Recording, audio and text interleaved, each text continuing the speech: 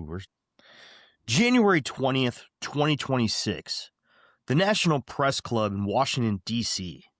Investigative filmmaker James Fox is standing in front of a room full of journalists and cameras. And sitting next to him are people who, if you believe the official story, shouldn't even be there. Brazilian witnesses from a small town called Varginha. American insiders claiming they've worked on crash retrieval programs. Medical professionals with evidence of something they can't explain. And here's the thing. This isn't some UFO conference. This isn't Reddit. This is the National Press Club, the same place where presidents give speeches. The witnesses are describing creatures with red eyes, oily brown skin, military convoys showing up in the middle of the night to a tiny dairy town, cover-ups, intimidation, 30 years of silence. Some of these people have never told their story publicly. Others have been trying to get someone, anyone, to listen since 1996. Now, you can believe them or not. That's up to you. But something's changed. UAP disclosure isn't some fringe topic anymore. It's happening in official venues with credible people on the record. And we need to talk about it. Welcome back to Infinite Rabbit Hole. Imagine that this line represents a time, present 1985, future, past. Prior to this point in time, somewhere in the past, the timeline skewed into this tangent, creating an alternate 1985. Alternate to you, me, and Einstein. Reality for everyone else.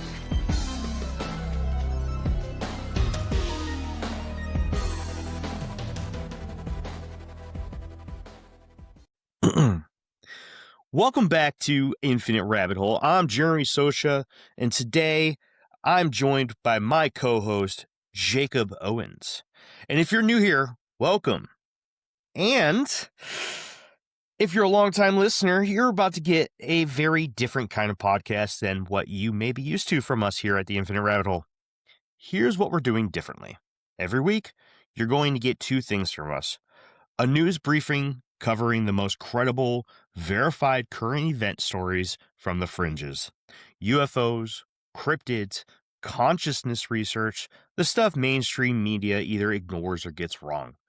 And then we go deep on one topic. Real investigation, multiple sources. We present the evidence, we ask the hard questions, and we let you decide what you think. No sensationalism, no clickbait, just the facts and the mystery. Today's briefing is pretty UAP, UFO heavy and covers 4 stories.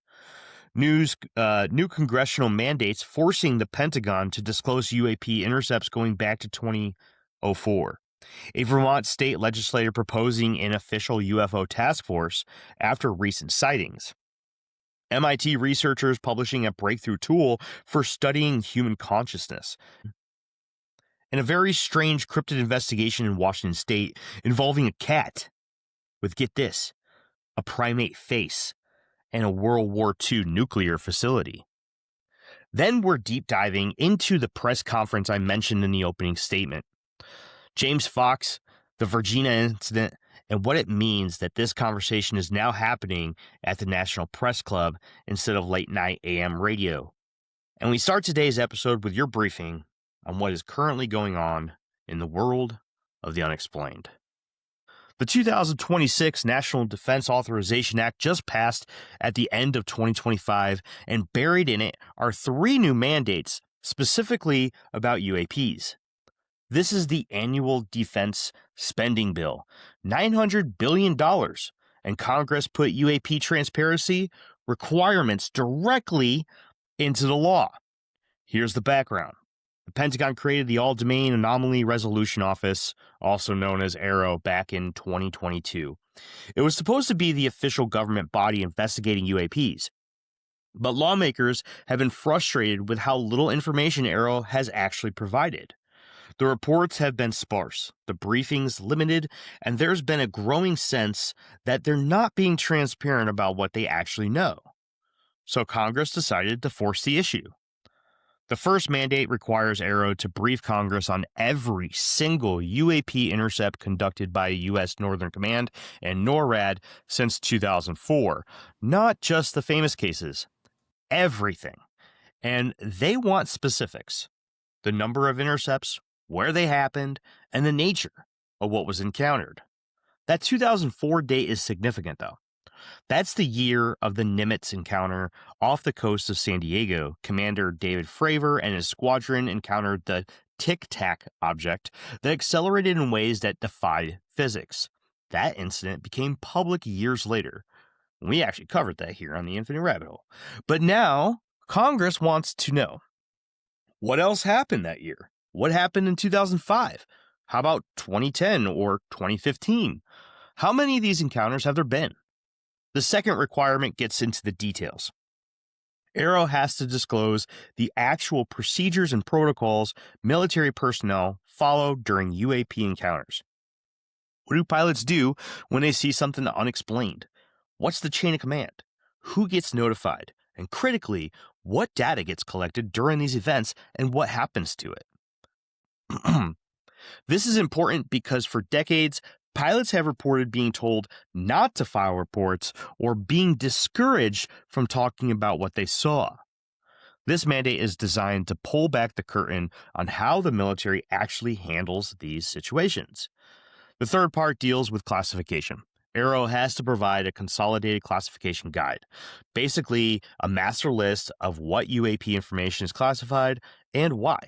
This is Congress saying, we need to know what you're keeping secret and what justification you're using to keep it secret. And here's the thing. This isn't a suggestion. This passed the House 312 to 112. Then the Senate passed it. The White House supports it. This is federal law now. The implications are huge. For the first time, there's a legal mechanism forcing the Pentagon to account for over 2 decades of UAP encounters. They can no longer just say, we're looking into it. Now they have to provide actual data, actual numbers, actual procedures. Now, will they comply fully? That's the question, right? Probably not. There will likely be pushback about national security, classified sources and methods, all of that, all the stuff we're used to. But the fact that this is even in the NDAA shows how far the conversation has shifted. 5 years ago, this would have been laughed out of the committee. Today, it's law. The UAP topic has moved from fringe conspiracy to official government accountability, and 2026 is shaping up to be the year we might actually get some answers. Probably not. Jake, what's your thoughts, man? We're not going to get any answers. It's going to be the same mumbo jumbo as always. I'd love to come to bat and argue with you on this, but I think you're right. Yeah, unfortunately. Yeah. I think I like what he's doing here, right? Or what they're doing. It's good that we're trying to hold AARO accountable. I mean, honestly, everything that we've gotten from AARO has been BS, right? It's garbage data. Really, it is. This is this honestly, AARO, if I had to compare it to anything, it reminds me most of Project Grudge. With all of the disclosure topics being talked about right now, I'm surprised that AARO is getting away with it. I really am. There's just a lot of stuff being talked about right now, and as we'll break it down more in our deep dive segment tonight. The UAP topic's not going away, and I don't know how AARO is going to be able to survive that. Well, screw them. Right on. So back in the day, you and I, we met in the Navy in an aviation squadron in Norfolk, Virginia. It wasn't that long ago, and we went from the pilots not being able to report that kind of stuff. There were no protocols in how to report that for the pilots. Like when we went to maintenance meetings, when we did debriefings on flights and everything, there was no way to talk about that if anything did happen. Could you imagine that being discussed 10 years ago, back when we were in HSC 22? No. But I mean, I don't know in what circumstance where we would get told that sort of stuff, because that would be something that would be debriefed in ops, not necessarily in maintenance, because seeing a UFO doesn't have anything to do with turning a wrench or changing out an APU. But even still, I mean, we would see it's gotta be wild if this thing, like, completely, like, the lid gets blown off of it. I can recall, watching FLIR videos of missions prior to, like, safety stand downs and stuff like that. Everyone's kinda filling in at the auditorium, and they got FLIR footage going on of, like, different ops and different things that they did that, they can show everybody, "Hey, this is what your accomplishments allowed to happen," essentially, Mhm. right? "This is what you guys worked for." Um, could you imagine that in the next several years, if it becomes so commonplace, the FLIR footage is gonna be like, "Here's us blowing up a convoy, and here's a Tic Tac flying by the jet. Here's us chasing it. Here's us shooting a hellfire at it and it bouncing off." Like, it's just gonna be like that, just commonplace, and everyone's gonna be like, "Oh, man, saw another one, huh, sir?" Like, "Yeah, saw another one." You know? Man, I've heard some wild theories about these things too. We'll have to get into it one day. Not tonight, but I've really, I don't know. There's this new theory. I wouldn't even say it's a new theory because it's actually was originally proposed by John Keel, but you have a lot of people talking about it now because I think it just makes too much sense. Anyways, you got anything else for this topic for the night, bud? No. All right, you ready to move on? Yep. All right, nice and quick. This is the new Infinite Rabbit Hole. Yeah, Yeah. take it. Jake will not talk. Ever. All right, now on to story number 2. On January 13th, 2026, State Representative Troy Hedrick introduced a bill to create the Vermont Airspace Safety and Unidentified Anomalous Phenomenon Task Force. This would be a 10-member panel dedicated to investigating UFO sightings across the state of Vermont. Now, you might be thinking, Vermont? Why? But there is a reason this is happening. In late 2024, residents across Vermont started reporting unexplained lights in the night sky. East Montpelier, Burlington, and a plethora of other towns across the state. People were calling the police, posting videos online, trying to figure out what they were seeing. The reports were consistent enough that it caught the attention of lawmakers. Here's what the proposed task force would do. It would review any reports of unknown objects in Vermont airspace or waterways. It would investigate sightings that exhibit quote unquote performance characteristics not consistent with currently understood technologies. And there's the key part. It would be authorized to make recommendations about managing risks to public safety and Vermont airspace. The bill specifically calls out certain behaviors: instantaneous acceleration, hypersonic speeds without visible propulsion, transmedium travel between air and water. These are the same characteristics that military pilots have been reporting for years. Also, the same ones that we talked about when we covered Lou Elizondo's book, Eminent. We talked about this a couple times. Now, Vermont isn't doing this in a vacuum.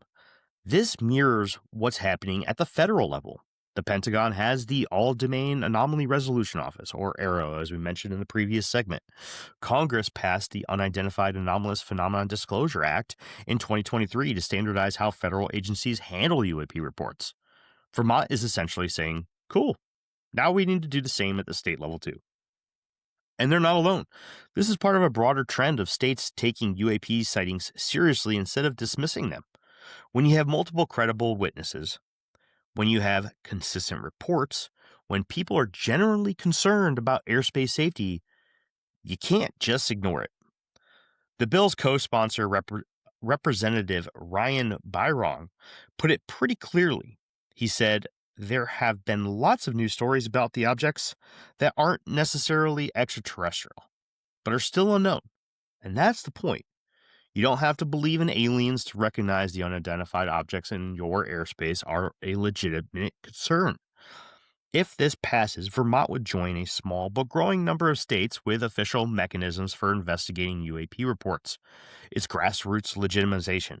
It's local government saying this is happening in our communities and we need to take it seriously.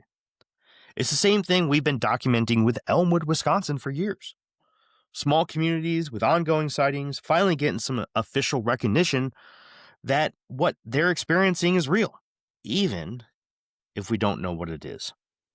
What you think, bud? I actually I do feel that this is necessary because I agree. Just because you can say that there's UAPs without believing that they're aliens or extraterrestrial or whatever it is. Agree. I was just as concerned, maybe not as nearly concerned because it wasn't really happening here, but the drone thing that was going on in Jersey, last year, that was a big problem because no one knew what the heck it was or what was going on, or at least no one was willing to say anything. And one thing we see pretty regularly when it comes to conflicts around the world is drones being utilized to drop grenades on people, Yeah. to drop explosive devices on people, to fly into buildings and detonate, like all kinds of stuff. Like as far as anyone knew, after what's it been like 3 years, 4 years now of watching Russia and Ukraine go at it, is that there's videos everywhere of like People, POV on the drone dropping a grenade into someone who's sleeping in a yeah, foxhole. And and as and far as half their anyone body knew, getting flown halfway up oh into my the gosh, air. and It's as far insane. as anyone knew, they're all lining up for one massive strike where they're gonna just start detonating or they're gonna start dropping ordnance on people and stuff like that because it's a massive terrorist attack, and no one had any answers. It was just constant drone sightings, right? So I'm actually fairly interested in this because, yeah, I mean, I'm the furthest person or I'm the furthest away from saying, oh my gosh, it's the aliens. But at the same time, it is important to know what is flying around in our airspace and for what purpose. Because as we know, even with like the balloon or whatever that flew across the entire United States, we have very interesting things scattered across the United States, silo sites, nuclear testing sites, all kinds of places deep in the heart of the United States, not on the coastlines where they could be attacked by sea. But it's important to know what's flying around over them because I think I think I read a book one time. One time I read a book and it was on um it was basically like a doomsday type thing, and it was statistically thrown out there that if an EMP attack happened across the United States, right, just knocked out power, like 80% of the country would be dead in a matter of months Yeah. because there's no survival skills. There's no prepping for like there's certain states where you got to prep for like hurricanes and stuff or power get knocked out for a couple weeks to a month, right? And that's pretty commonplace. But for a lot of the US, that isn't a thing that ever happens, right? And there's no Mhm. oh, well, I would just plant a garden. Okay, well, if you don't already have one, it's not going to freaking happen, right? So it's like, or if you don't already know how to hunt or fish, it's not going to happen. And EMP attacks are not that crazy or that far fetched. It really doesn't take that much to do that, and our structure in the United States is pretty weak, unfortunately. So that being said, it's important to know what the heck is flying around over our country. You know, when's the next time? If everyone said, "Nah, screw it, it's not that big of a deal," and turned a blind eye, when's the next time another balloon flies over, one of our major, energy infrastructures in the United States and detonates and causes an EMP and knocks out power to several states, right? And it's just like, oh, should have seen it coming. Maybe we would have if we were focused on what was flying around in the air above us, right? So I think that from a non alien extraterrestrial perspective, for a guy like me, finding out what is in our airspace and having the avenues to report it and to investigate it is actually critical to the survivability of this nation. How d First thing I wanna say is that if anybody has never read the series, I don't know what the whole series is called, but the first book is called 1 Second After, and the author is William R. Fortune. Covers a very similar, topic to what Jake was just talking about. It's such a good book that it was actually talked about on the congressional floor. They brought William R. Fortune to talk about, nuclear attacks and EMP um, dangers here in the United States. Very, very good series. But my question to you, Jake, how do you feel about this going from a federal topic to a state topic? I think it'll be faster. We'll probably get information a lot faster because anything that happens federally, I know it's hard to imagine, but it takes a really long dang time. And unfortunately, we have things like Congress who both sides never seem to agree on anything. And so there's always government shutdowns and blah, blah, blah, blah, blah, all this sort of stuff. I think if it moves from a purely federal level to a state level, people are going to get the information that they want a lot faster. I agree. I think this is a good thing, a very good thing. Hmm. Whether it's little green men, interdimensionals, or Russia, it's Right. it's a good thing. Yeah. But yeah, no, if anybody's squeamish, don't go looking up videos of drone attacks from the Ukraine-Russia war. It's fucking brutal. It is. Nuts. And it's a pretty insane reality that people can just go to, like, well, Sears doesn't exist anymore, but like you could go to I don't know, Walmart and pick yourself up a drone and strap a grenade to it and then just fly it over someone and just have a little switch that just drops it. It's But freaking nuts. but don't do that, kids. We're not condoning that. Don't do that. That's mean. You ready for the third story, man? Yeah. We're ready. All right. Our third story shifts gears into consciousness research.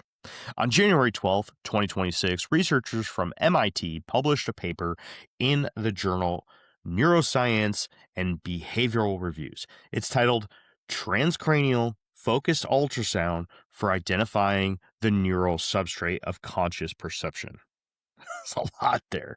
And what they're proposing could change how we study human consciousness. They need an acronym. They do need an acronym. Yeah, absolutely. Here's the breakthrough.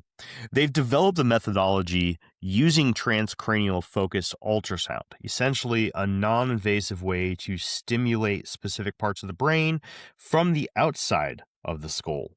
You can target deep brain structures without surgery, without inserting anything, without even using drugs. Now, we've had brain imaging tools before. MRIs show us structure. EEGs measure electrical activity, but those are passive. They show us what's already happening. Transcranial focused ultrasound is different. It actively stimulates the brain and lets the researchers observe what happens.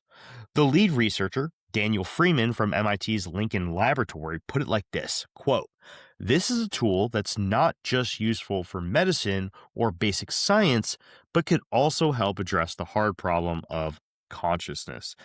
That's a pretty big claim. The hard problem of consciousness is a term in neuroscience and philosophy. It's the question of how physical matter, meaning neurons, electrical signals, chemical reaction, and gray matter of your brain, produces subjective experience. And how does the brain create the feeling of being you? Why does red look red to you? Why does pain feel like pain? Scientists have been trying to answer this for decades. And the problem is, we can't just ask the brain, what are you doing right now? We have to infer it from behavior, from brain scans, from indirect measurements. But transcranial focused ultrasound changes that. You can stimulate a specific region, say the part of the brain involved in visual perception, and see what happens to conscious experience. Does the person see a flash of light? Do they perceive something that isn't there? Can you temporarily alter their sense of self?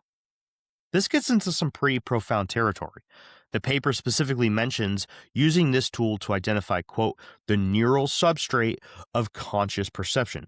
That means finding the exact brain circuits that generate consciousness, not just actively in the brain, but the specific mechanisms that create your sense of awareness. The research team includes MIT, the University of Florida Brigham and Women's Hospital, and Harvard Medical School. This isn't fringe science. This is major institutions collaborating on what might be one of the biggest questions in neuroscience. Now, Here's why this matters beyond just science. If we can identify what creates consciousness in the brain, it has implications for everything. Medical ethics. How do we treat patients in comas or vegetative states? Are they conscious in ways we can't detect? Artificial intelligence. Could we create conscious machines? If so, what are our ethical obligations to them? And philosophy. What does this tell us about the nature of reality, free will, the soul? These are questions that religions, philosophers, and scientists have been grappling with forever. And now we have a tool that might actually provide some answers. The researchers are calling this a roadmap for consciousness research. They're laying out how to use this technology systematically to probe the deepest questions about human experience. It's early. This is a methodology paper. This is a methodology paper, not a final answer, but it represents a massive step forward in our ability to study what makes conscious beings. All right, Jake. Pretty interested in what you think here. Consciousness, the soul, what makes us human? What do you think? This is an interesting look. I don't know. I know there's been a lot of stuff going on recently, as far as technological advances in trying to. I think you talked about it in one of your standalone things where people are getting to the point where they might be able to actually like record your dreams. Yep. And people are having similar dreams and stuff with similar, monsters and everything inside of them, and it's like, oh, that's weird. But it's like, yeah, I mean, I think that anything that has to do with finding something that's non-physical is interesting. I mean, in relation to like, the human body, because that's one thing the reason why science has grappled it for so long is because consciousness is energy and non-physical. But where does it come from? What part of the brain is responsible for that? And I think that it would be very interesting to check up on this later and see, what their findings are, because I'm just as curious as anyone. Is it in the frontal lobe, and that's why people got they got ice picked back in the day, and then they were just vegetables, or were they in there somewhere? Is it the medulla oblongata right in the back, or is it where is it specifically that makes you know, well, I'm me, right? Where is this exactly? For the longest time, science said that it was in your heart, right? And then through research and everything, like, nope, the heart is a muscle. Um, it contracts and it pumps blood, so it's not there, right? And you can get a heart transplant and you don't lose your sense of self. So obviously that's not it, right? And so we is it in your guts? Nope. Those eat food and make poop. So you can get parts of your guts cut out and you still remain you, although maybe a smaller version of you, right? Mhm. So that's not it, right? So eventually it will happen. My only concern is when they, you just mentioned making conscious robots, right? AI and stuff. I think that's frightening, only to the portion of what if that was a thing, right? You had something that wasn't as weak or as flimsy as the human body is in some regards, and it says made out of metal, so it's pretty impervious to most things. And also, it has to make up its own sense of morality, because that's essentially what morality is. I think when you get into a religious aspect, I'm taking morality from God, right? That's where my morality is based. When you get into what other people think is morality, it is all subjective, right? And so that's why you can get in some really hairy situations with like other countries where is it, appropriate for China to be genociding the Uyghur population, the Muslim population in China? No, obviously not. But they think it is because their morals are subjective and say, hey, these people are less than people, and therefore we can do whatever we want to with them, right? And so if you had a machine that had that sort of subjective moral state where it was like, well, why isn't it appropriate to kill everyone wearing a red shirt? Right? And it could just decide, well, for me, it's not. It's not inappropriate. it's totally justifiable for whatever reason I just came up with, right? Mhm. That's where it would get for me pretty scary, especially with how quickly everyone's just jumping into this whole AI thing and robotics, and you got Tesla working on them and all that sort of stuff. You know, it might not be the helper bot that you want. It might be the one that forces you inside your house and will not let you outside because it deemed, your flu too bad to risk exposing to other people, and then you just starve to death in your house because you literally can't escape, right? So, Right. because it deemed it morally necessary to keep you locked away and kidnapped inside your own home, right? I don't know. Is it possible? Could Man, be. new You know? nightmare unlocked, bro. Oh man, besides all that, right? Very interesting thoughts there. Um, I just always, I've always been fascinated by consciousness in general, especially in organic beings, not AI or Sure, yeah. robots or cyborgs or whatnot. Um, this stems back to a conversation that I had in college a long time ago, and I brought this up. Right, we talked about moving individual cells from one brain to another brain, and eventually swapping everybody's minds. Right, and when would consciousness actually flip? I can't remember what episode that was, but I got a lot of really good feedback about that particular exercise that we did in that episode. If I can remember, I'll try to put that in the show notes for this episode so anybody can go ahead and check that out. I'm not going to rehash that, but it brings up a point in the conversation that we had with the professor during that class, where he asked a very simple question. What's the difference between your brain and a piece of beef in the grocery store? And everyone comes out and they say, "Oh, it's neurons." And he's like, "Okay, well, what are neurons?" Neurons are pathways for electrical pulses that send information from one point to another point, right? And your brain is riddled with them. It's a ton of them. And he's like, "Okay, cool. So if I electrocuted that same piece of beef at the grocery store, does it now have consciousness?" And they're like, "No." Well, you have to have neurons. And he's like, "Oh, okay. What's the difference between that and just electrocuting it?" And I'm like, "Well, information." He's like, "Okay, so if I took an Ethernet cord that was plugged in and I ripped off the connector and jammed that piece of meat with it," he goes, "Boom, now you have electrical currents with information." He goes, "Is it conscious?" No, it's not, right? So Mhm. what's the real difference here?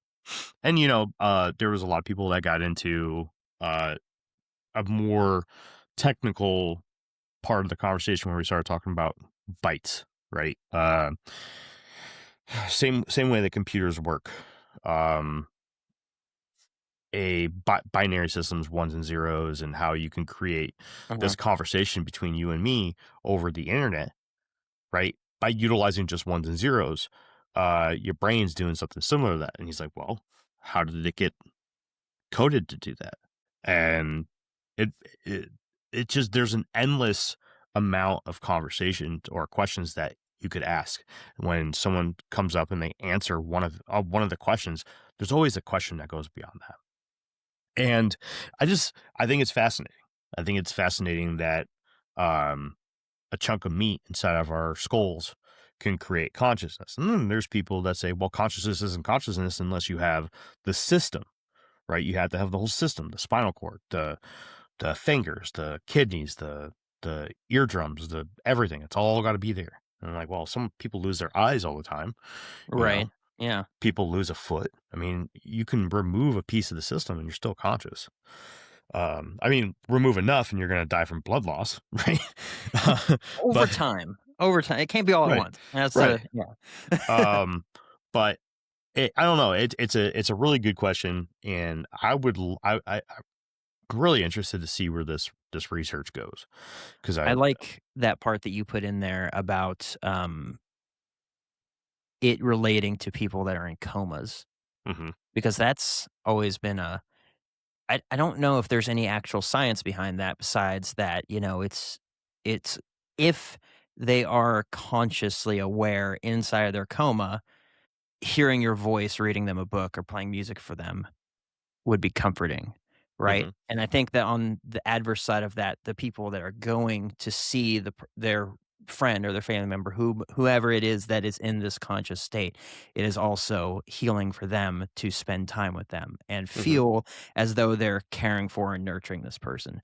But the really interesting question is, does it make a difference? Are they alert? And if they could scan the brain and find out where consciousness is in people that are functioning normally, then they could also scan the brain, then take that into people that are in a unconscious state and see if there's anything lighting up right there. Because if there's not, then it might give you the feel goods, but you're just wasting your time, right? Because I'll I've had several surgeries now where I've been put under, and there was one where I had a pretty intense dream, but other than that, I don't remember anything, right? I don't remember the doctors talking. I don't remember they even told me, like, when I was coming out of the anesthesia, which is essentially a chemical unconscious state is what they're putting you in, right? Um, and they were like, "Yeah, we had a full conversation. We woke you up, had a full conversation, let you know how the procedure went and all that stuff. And I don't expect you have any memory of that." I was like, "Nope, sure don't." And he's like, "Yep, you were talking to me, I was talking to you, and you completely understood." He's like, "But you probably aren't going to remember that, and you won't remember that, right?" But I don't know if being unconscious through a coma would be necessarily the same as a chemical unconsciousness, like anesthesia, right? Where they have to put you under for something. Um, and it's, if we could get to the point where you could then read what someone is or observe what someone is thinking and stuff inside of their heads, that That's would where be I was going interesting. to. That would That's where be I was going. interesting if I stay on the coma side of it. What would that look like, a 10-year coma? Is that Mhm. just endless deep thoughts? Is there communications elsewhere going on? Are you talking to God while you're in it? What's going on, right? Yeah. What is your brain doing? What is your conscious state inside of a coma? If we Right. could get to a point where we could observe what that looks like, right? For any a manner of time, say someone is put into a coma for, healing and stuff that sometimes happens after traumatic things like, IED attacks and things like that, where there's so much damage. It would just be better to put this person into a coma for the next 30 days so their body can heal versus having them moving and having all their arms and limbs, all manner of chaos going on, having that discomfort and that pain. So they are put into that state, but what does that look like from the inside, from their perspective, right? Is it just like, oh, you fall asleep and you wake up 30 days later and you're like, wow, I have a beard and I don't crave cigarettes anymore, is that what it is? Or is it, an actual knowledge of the passing of time Mhm. in this isolated prison inside your own head? I was gonna say, could you imagine that sentence? Oof. Be, That'd be it'd be brutal.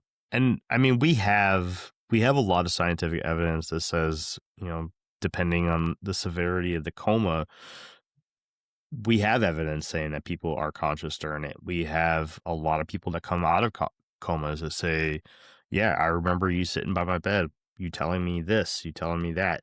But we also have the same information for near-death experiences, and one's looked at as just from the general public, from the layman's point of view, right?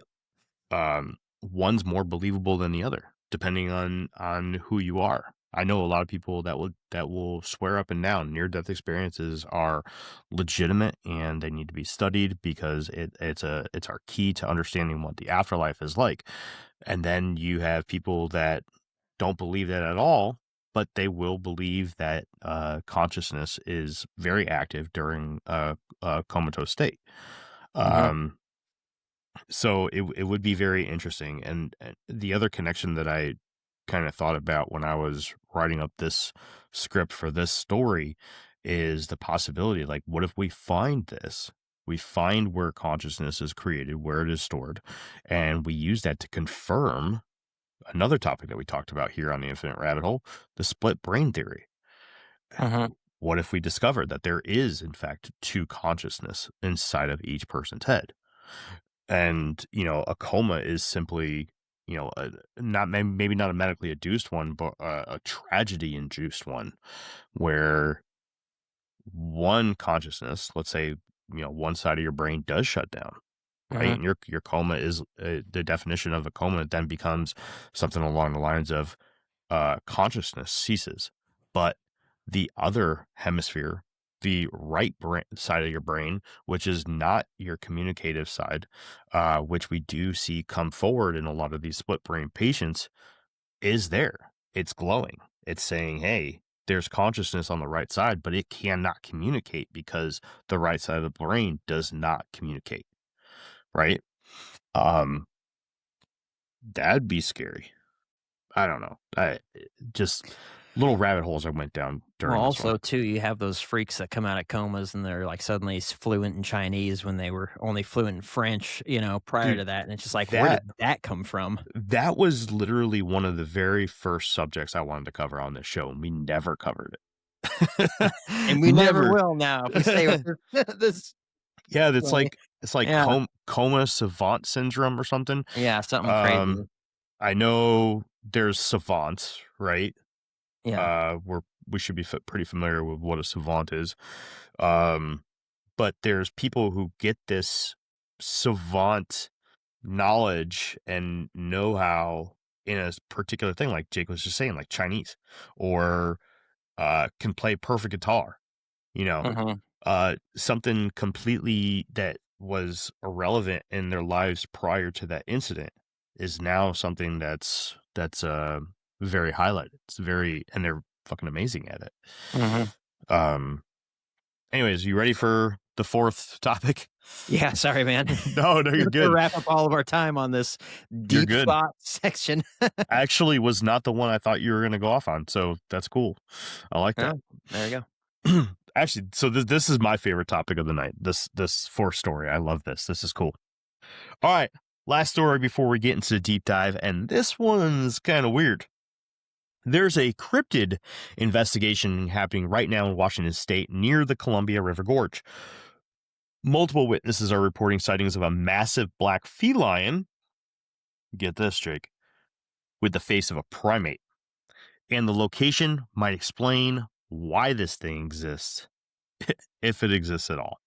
The reports describe a creature that's part big cat, part something else.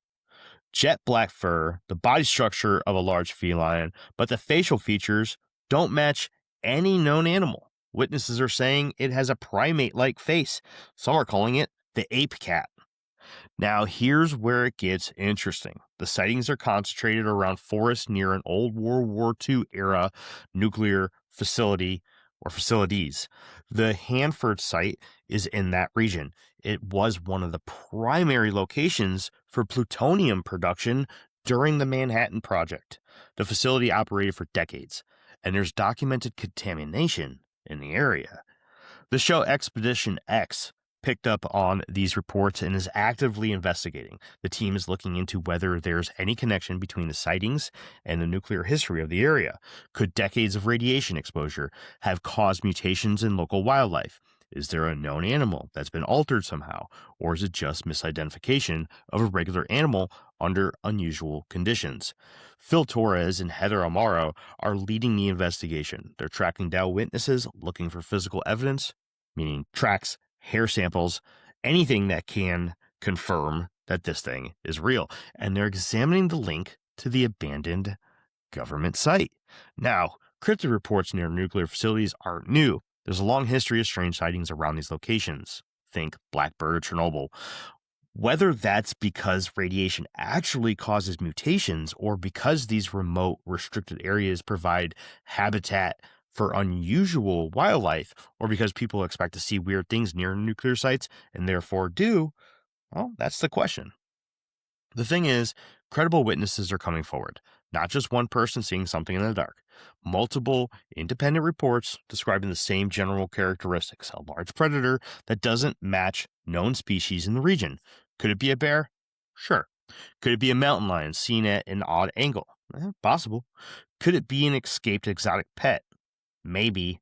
But the consistency of the descriptions, specifically the primate facial features on a feline body, is unusual enough to warrant investigation.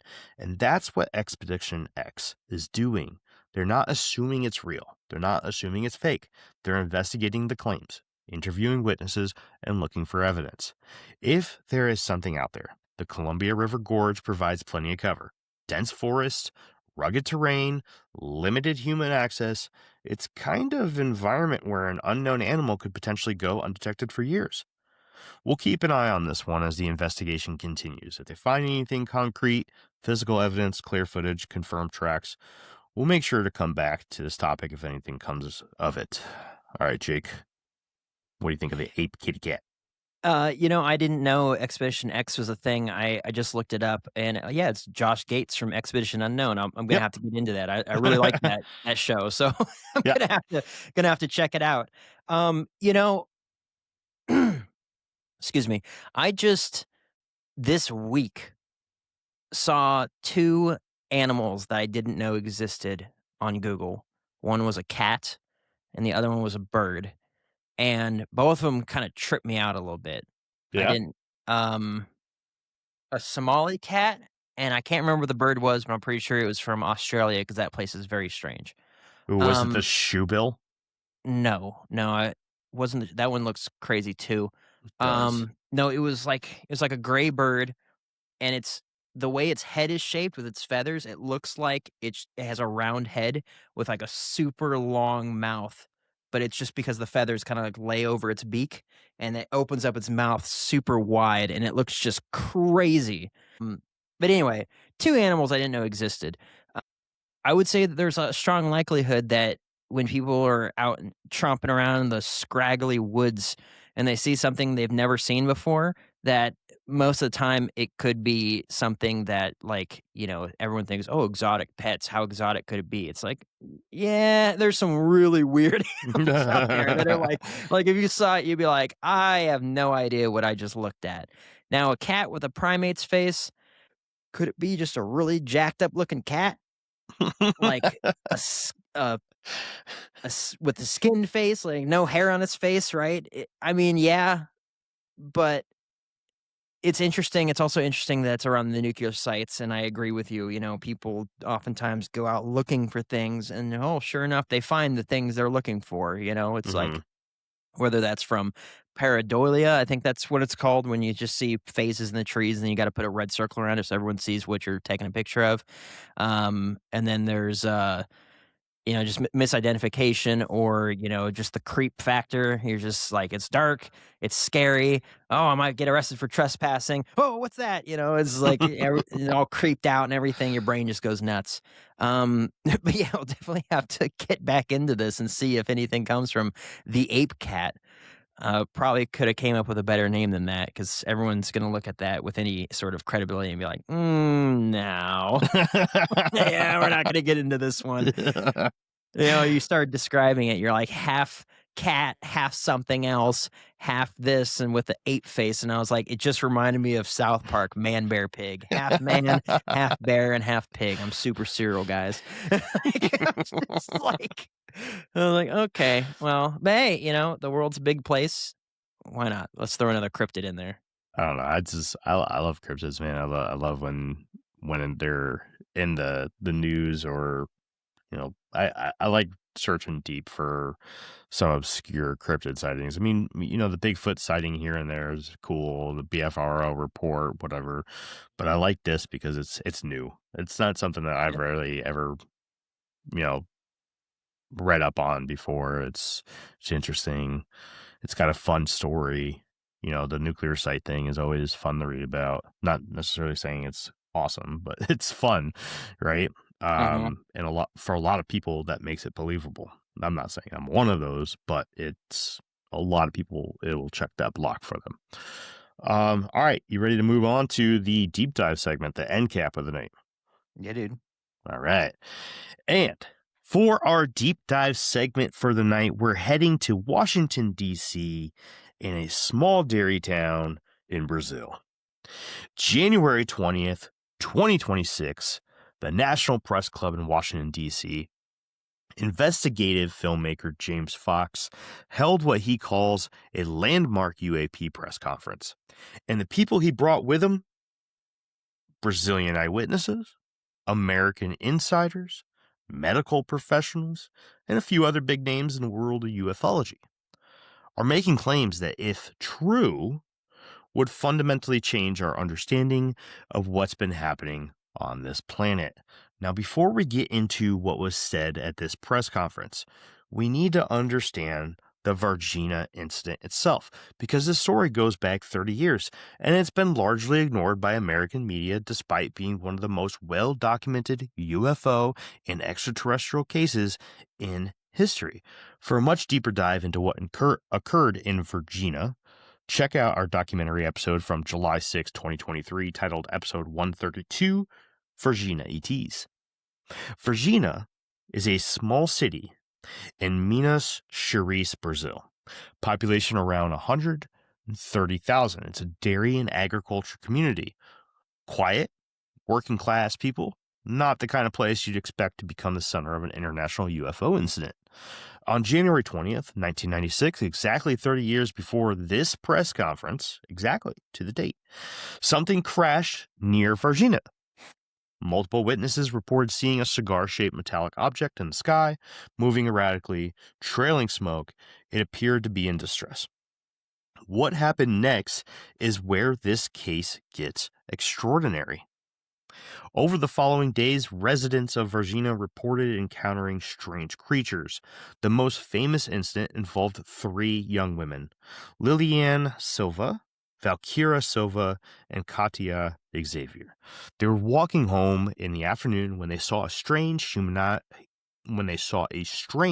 humanoid-like being crouched against a crumbling wall in a vacant lot. They described it as bipedal, about 4 to 5 feet tall, with brown, oily skin, a large head, enormous red eyes, and 3 bumps on the top of its head that resembled, in some sense, horns. It had long arms, unusual feet, and appeared to be injured or distressed. And the smell was overwhelming. They described it as ammonia mixed with sulfur. Yum. In response to this encounter, the women ran. They told their families, and the word spread through the community. But here's the thing. They weren't the only ones who saw these creatures or creature. Over the next several days, multiple independent witnesses reported similar encounters. A military police officer named Marco Cheries reportedly captured one of these strange bipedal beings. According to reports, he became ill shortly afterward and died within a week under mysterious circumstances. The official cause of death was listed as a severe infection, but his family has always maintained there's more to the story.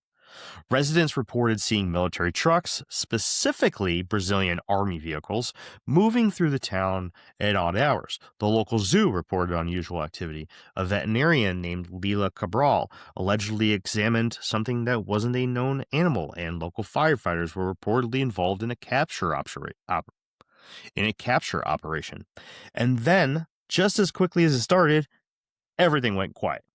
Official denials, military personnel transferred, witnesses intimidated. The Brazilian government said nothing unusual happened in Varginha in January 1996. But the story didn't go away. Researchers started investigating. Ubarahara Franco Rodriguez, a Brazilian UFO researcher, spent years documenting witness testimony. He interviewed over 60 people connected to the incident. The consistency of the reports were striking. American researchers eventually picked up the story. James Fox was one of those. He spent decades making documentaries about UFO cases, such as the Out of the Blue, I Know What I Saw, The Phenomenon, and Moment of Contact. That last one is entirely about Varginha, the Moment of Contact. He traveled to Brazil, interviewed witnesses, tracked down military personnel, built a comprehensive case file. And now, 30 years later, he brought some of those witnesses to Washington, D.C.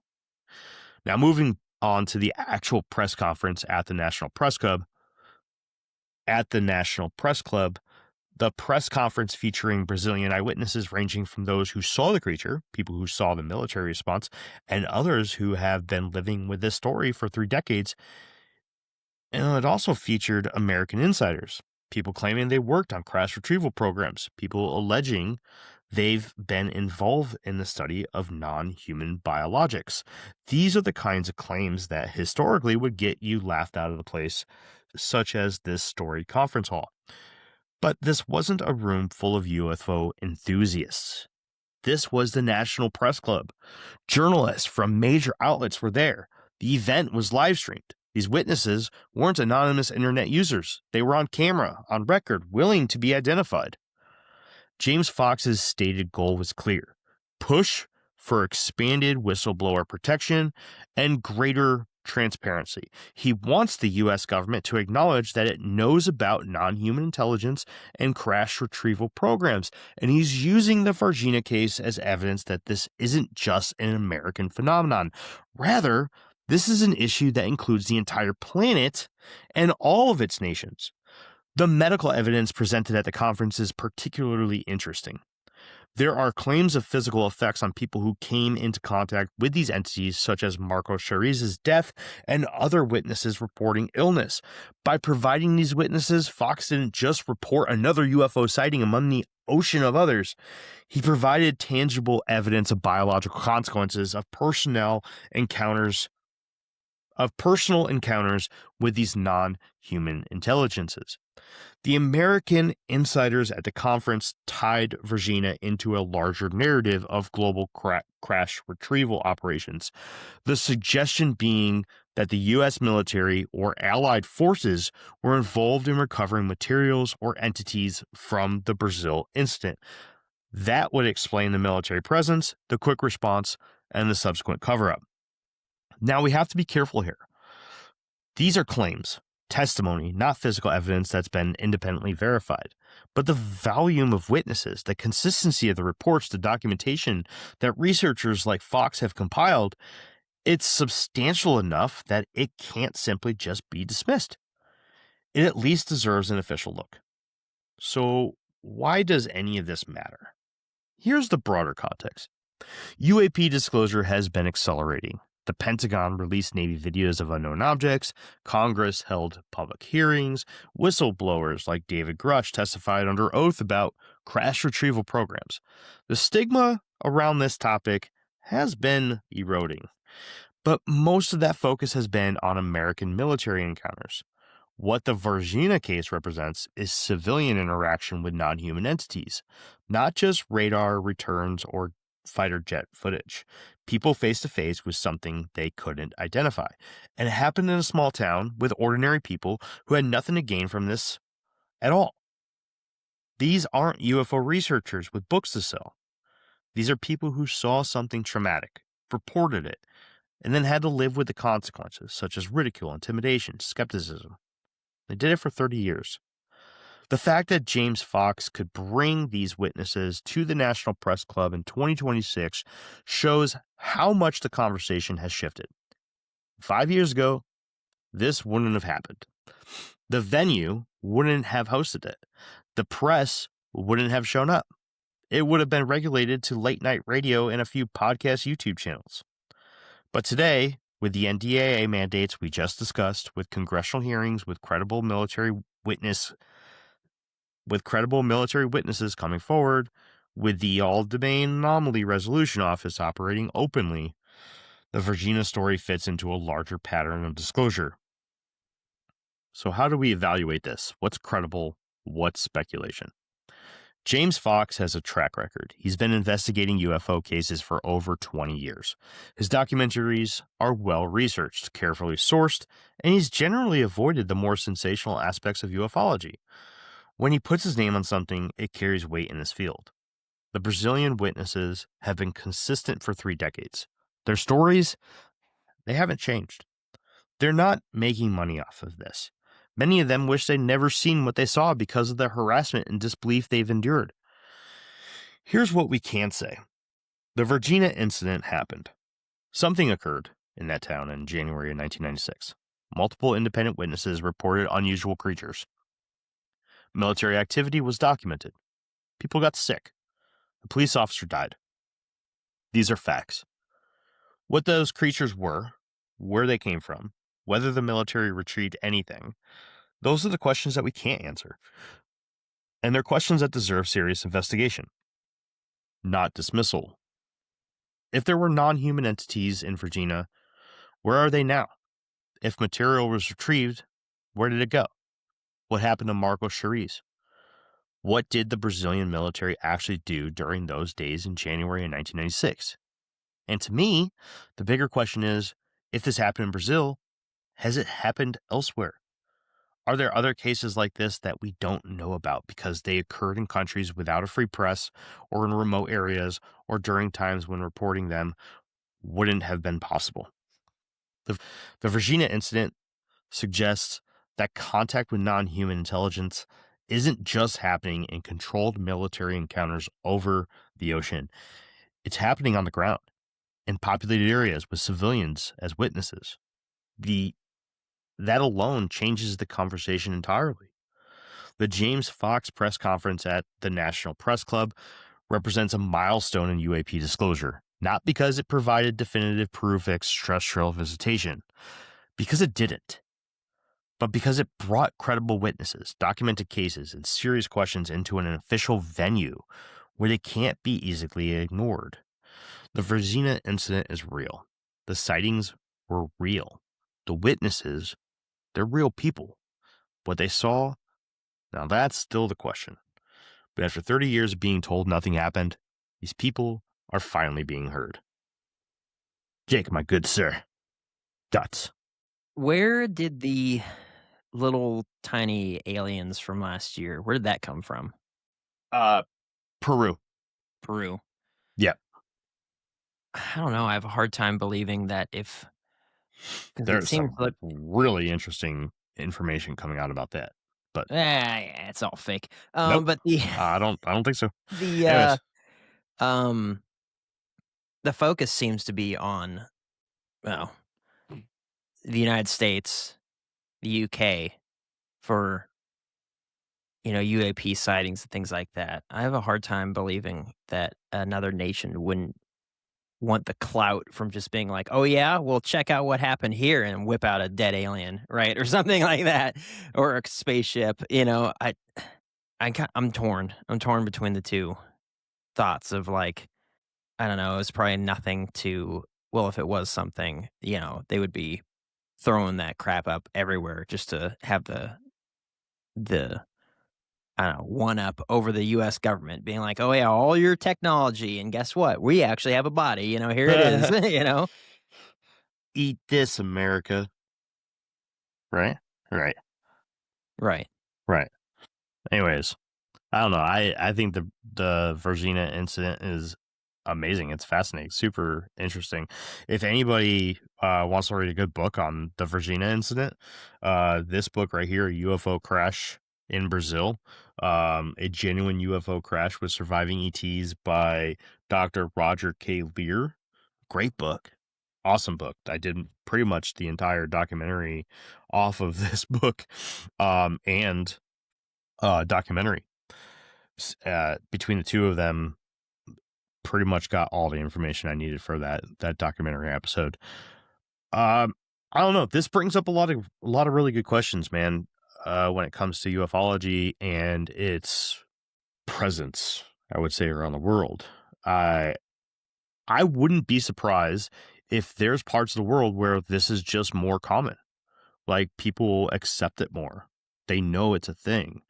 I mean, there are a ton of really good UFO stories and alien contact stories coming out of South America. I mean, the Colores Brazil incident, that stuff's wild. And then there's this, I can't remember what country it's in, but it's either somewhere in Central or South America where it's an ocean city. It's like right on the coast, and they're literally known as like the UFO capital of the world.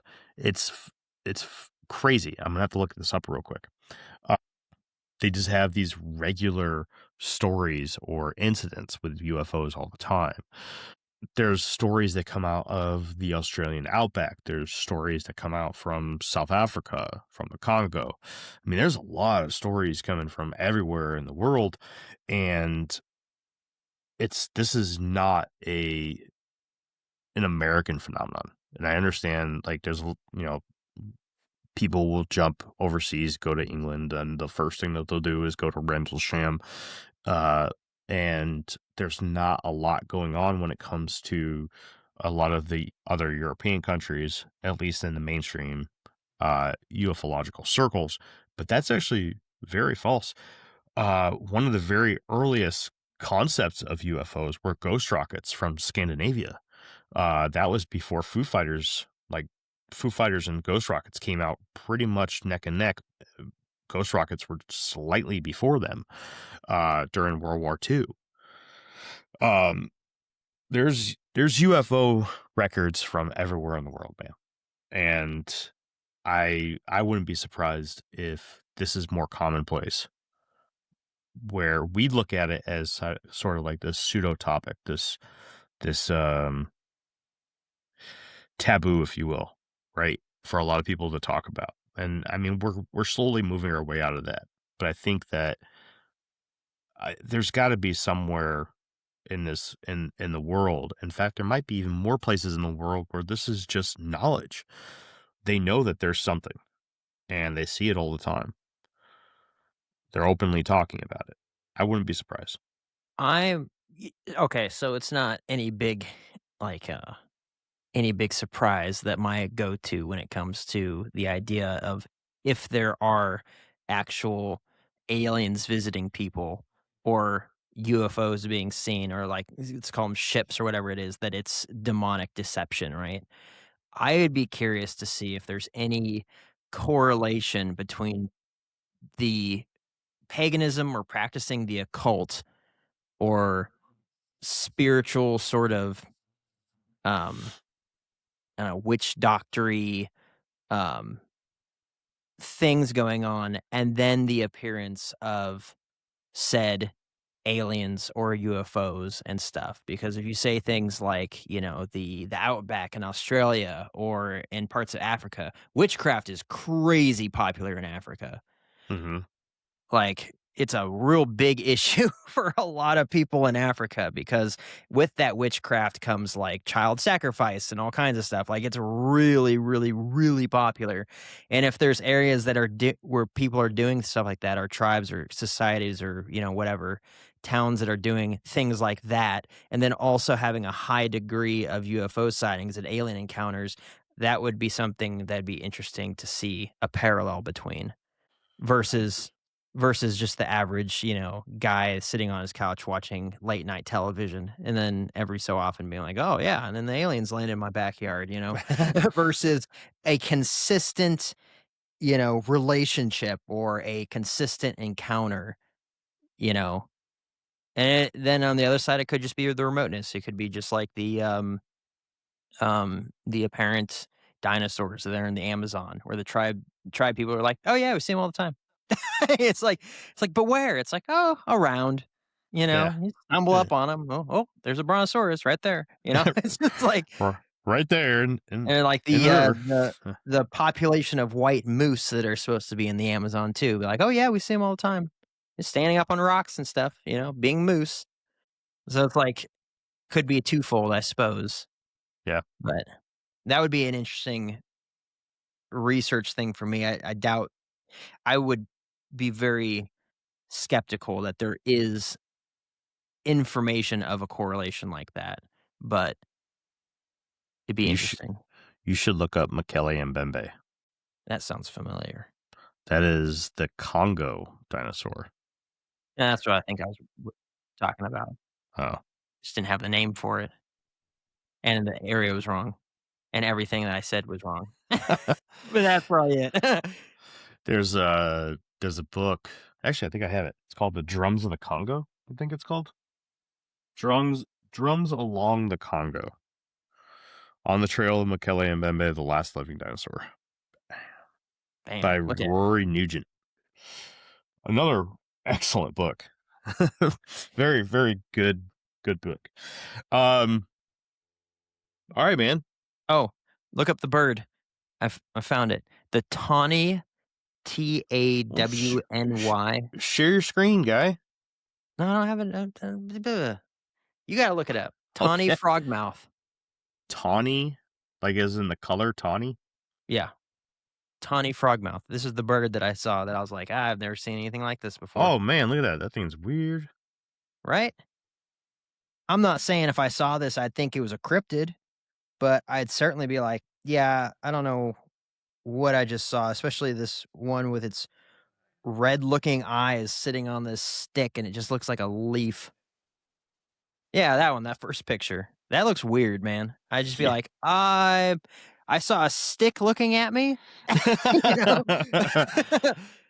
They kind of look like they'd be some form of owl, but not like an owl lizard. Yeah, That's it's what very strange. That's what it reminds me of, like an owl lizard. But I'm like, I'm like super big into animals and bugs and all kinds of stuff, all the stuff that crawls and flies and creeps along the ground, and because for me, I mean, it's just a whole like God's masterpiece, right? His Yeah. love letter to us is just the variety of things that are on the earth. But in 34 years, I had never seen that before until a week ago. So if one of those was taken from Australia, which I was right on, it's probably from there. It is, but if it was taken from Australia and put in, a cage somewhere in like Manhattan and then got out, and then someone just like sees it, there's a likelihood that they could be like, yeah, I have no idea what I just saw. I mean, if it was like that posed up on a branch and be like, I just saw a tree limb with eyeballs staring at me. What is that? Type stuff. And then that's how you get a cryptid. It ends up being something completely natural, just not from here, right? Yep, I agree. Uh, But But- cryptids also include out of place animals. That's a classification of cryptid. I didn't know that. Really? Yeah, like Midwestern lying to me? kangaroos. Midwestern kangaroos. Oh. Cryptids, absolutely. Yep. Yeah. There you go. Southern swamp chimpanzees. Yeah. Yes. It's an ape cat. Yeah, ape kitty. Ape Meow. Ooh. cat All right. with a jacked up looking face.